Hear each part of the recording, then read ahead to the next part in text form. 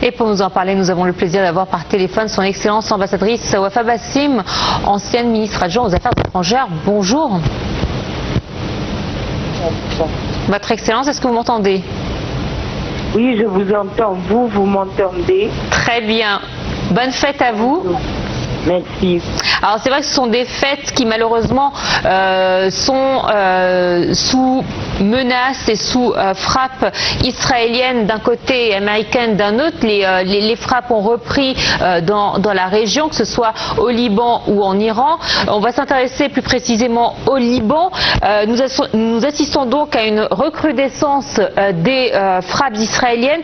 Comment expliquer cette accélération des opérations militaires alors qu'un accord d'extension du cessez-le-feu a été signé mi-mai? Écoutez, nous savons très bien que cet accord de cessez-le-feu est extrêmement fragile.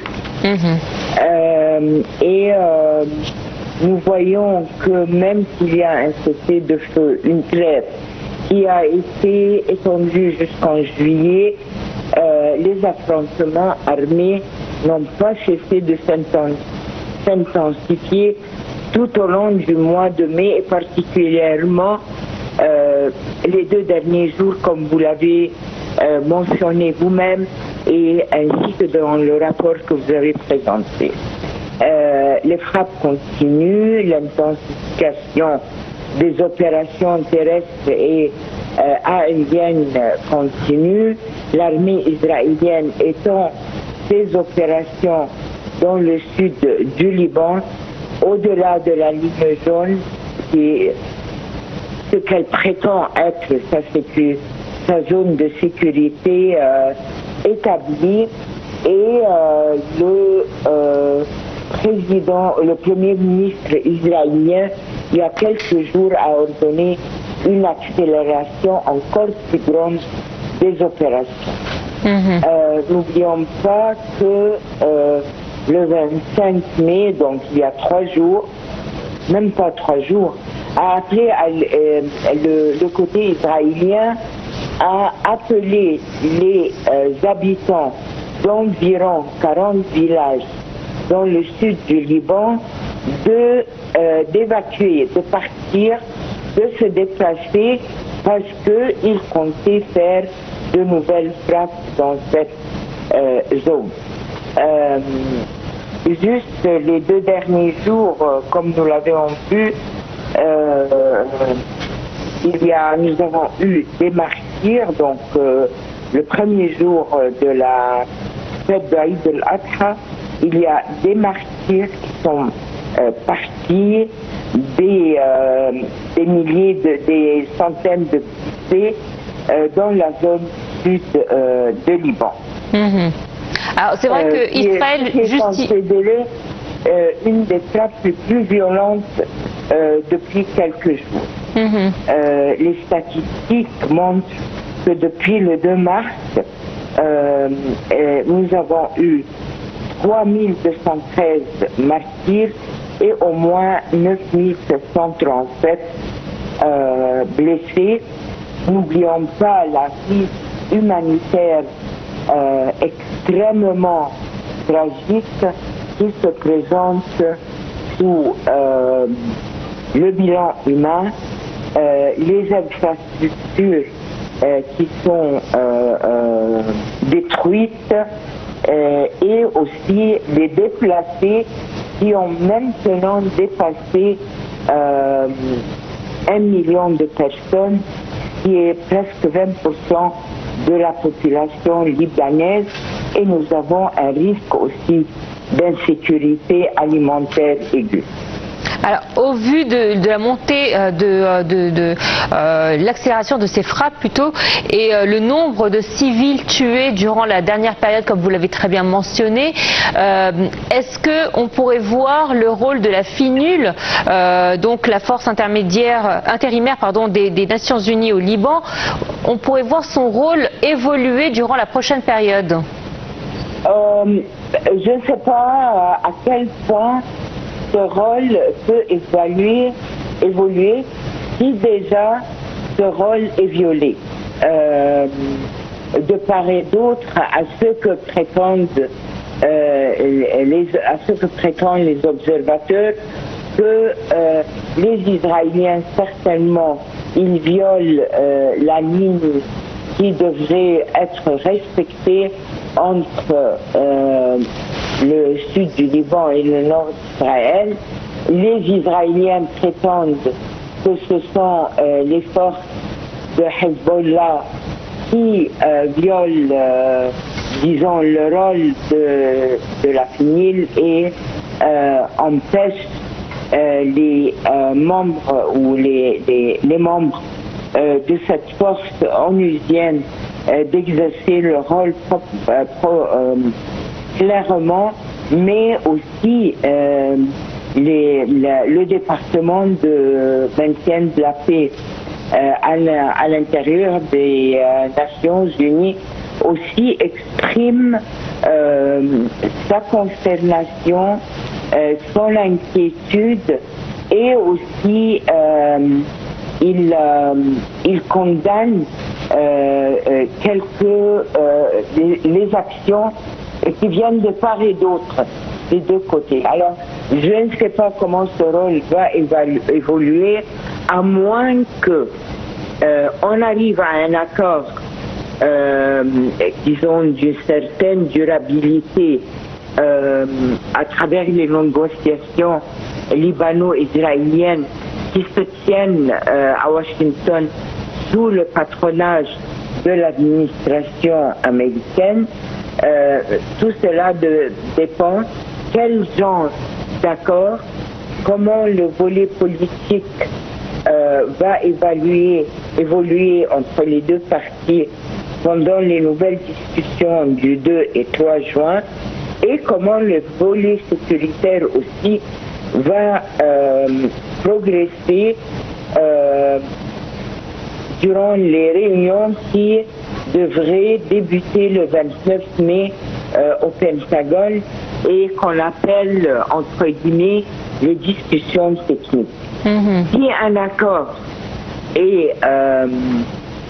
peut être conclu, je pense qu'il y aura quand même un rôle pour le FNIL comme organe de contrôle et d'observation du respect de cet accord, disons, espéré ou projeté. Or, est-ce que nous aurons vraiment un accord de paix ou nous aurons un accord de gestion du conflit entre le Liban et Israël? Est-ce qu'on peut dire que nous sommes dans des temps où la diplomatie n'a plus la force qu'elle avait auparavant, c'est-à-dire que on voit que dans les différentes crises, que ce soit la crise russo-ukrainienne, la crise entre Amérique et Israël contre l'Iran, on voit différentes crises dans la région où la diplomatie peine à prendre place ou à se faire entendre.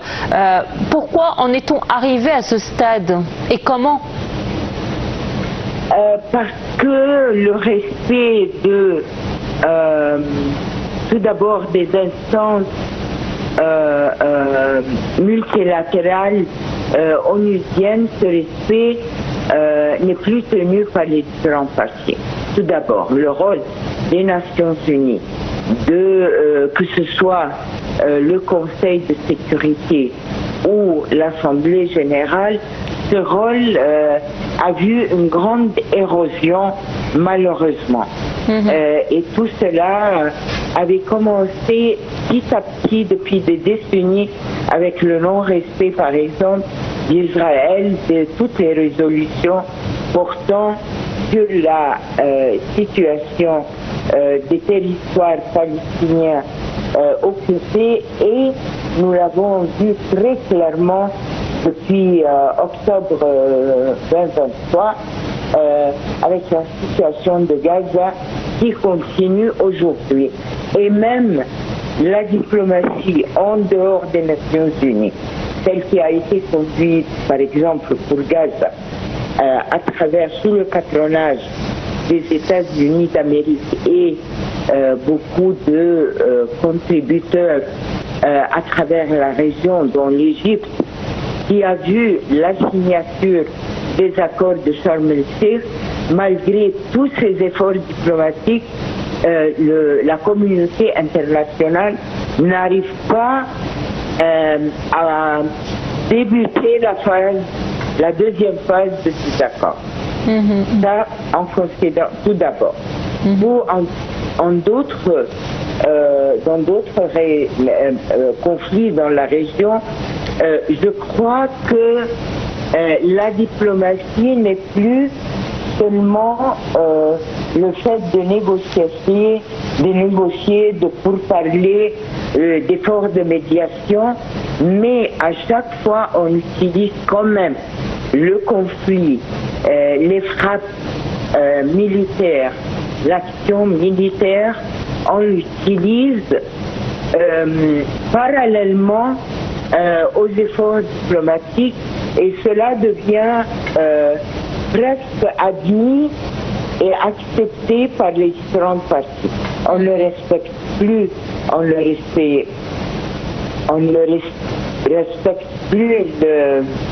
les règles du droit international, du droit international humanitaire, ni les grandes conventions établies historiquement pour gérer les conflits armés, comme la 4e convention de Genève, par exemple.